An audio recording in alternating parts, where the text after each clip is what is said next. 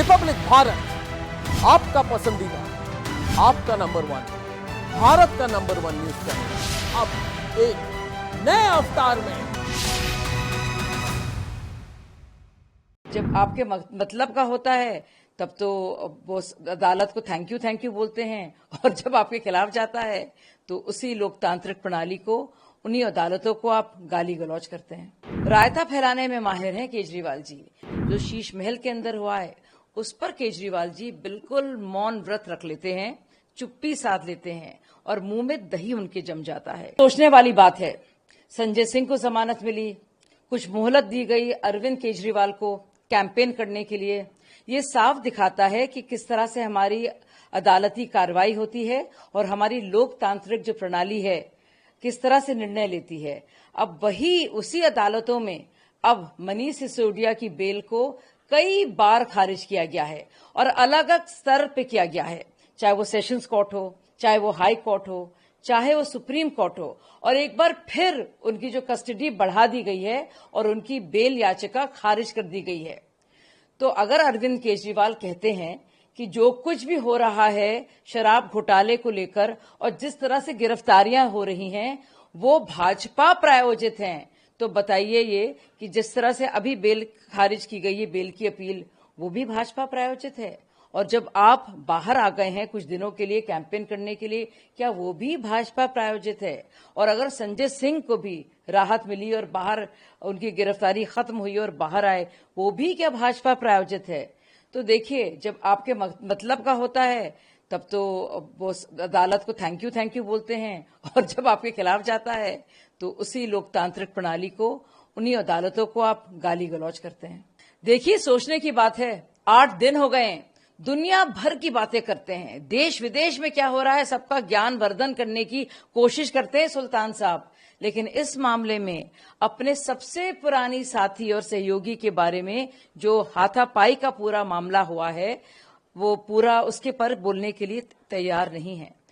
रायता फैलाने में माहिर हैं केजरीवाल जी, लेकिन जब बात आती है स्वाति मालीवाल की और हाथापाई की और उस पूरे कांड की जो शीश महल के अंदर हुआ है, उस पर केजरीवाल जी बिल्कुल मौन व्रत रख लेते हैं, चुप्पी साध लेते हैं और मुंह में दही उनके जम जाता है। क्या वजह है इसकी? क्यों नहीं बोल रहे हैं? क्यों सारी बातें कहलवा रहे हैं और क्यों बदनाम करने की स्वाति को कोशिश कर रहे हैं? जितने भी मौजूदा दौर पे उनके सांसद हैं राज्यसभा के, सबसे सीनियर स्वाति मालीवाल हैं। संजय सिंह खुद बहुत देर में आए थे, बल्कि मैं उनसे पहले आई थी संजय सिंह से इंडिया अगेंस्ट करप्शन में, और मुझसे भी इतने साल पहले, करीब 19 साल से सबसे पुरानी सहयोगी वो हैं। अब ये बताया जा रहा है कि अगर उनको अपॉइंटमेंट नहीं दिया गया सुल्तान साहब द्वारा स्वाति जी को, जो साथ साथ में झुग्गियों में काम करते थे बकौल केजरीवाल, तो अब उनके साथ हाथापाई होगी, मारपीट होगी। क्यों? क्योंकि उन्होंने इजाजत नहीं ली भाई, उन्होंने अपॉइंटमेंट नहीं लिया।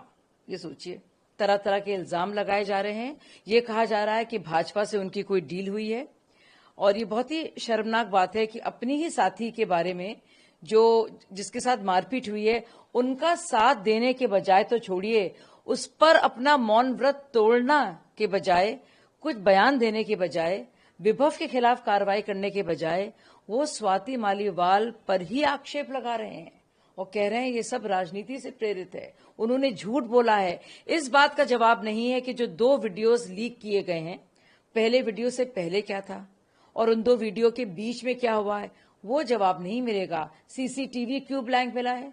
अगर भाई बहुत ही बदतहजीबी कर रही थी स्वाति मालीवाल, तो इसलिए उनको रास्ता दिखाया गया, तो बताइए, तो प्रूफ तो दीजिए, सीसीटीवी क्यों डिलीट किया? विभव ने अपने फोन का रिकॉर्ड और फॉर्मेट क्यों बदला? क्यों रिकॉर्ड क्यों मिटाना चाहा? क्यों सबूतों को नष्ट करने के आरोप उन पर लगे हैं? ऐसा क्या था उस फोन कॉल में? Incoming calls, outgoing calls, call logs, WhatsApp बातचीत, Facebook audio, FaceTime audio, ऐसा क्या था उसमें जो उसमें फोन में कैद था, जिसको डिलीट करना, जिसको नष्ट करना इतनी बड़ी मजबूरी थी विभव की?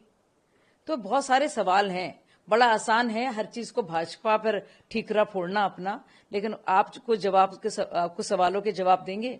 क्या केजरीवाल कुछ सवालों के जवाब देंगे? 2019 के फरवरी में मैंने रिपब्लिक भारत शुरू की। इतनी सपोर्ट मिली हमारे राष्ट्रवादी चैनल को कि 1 साल के अंदर भारत का नंबर 1 चैनल हो गया। उसके बाद कई लोगों ने मेरे खिलाफ और रिपब्लिक मीडिया नेटवर्क के खिलाफ साजिश की। वो तो सब आप जानते हैं दोस्तों, दोहराने की ज़रूरत नहीं।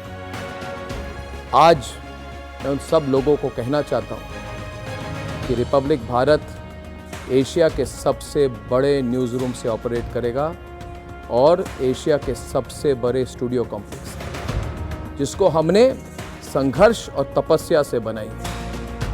और आज मैं ये भी कहना चाहता हूँ कि जितने मेरे शुभचिंतक हैं, जिन्होंने सोचा था कि अर्नब गोस्वामी को रिपब्लिक भारत से दूर कर देंगे, उन्हें फिर से सोचना पड़ेगा, क्योंकि मैं अर्नब गोस्वामी कभी रिपब्लिक भारत नहीं छोड़ सकता और रिपब्लिक भारत पे ही मैं वापस आ रहा हूँ।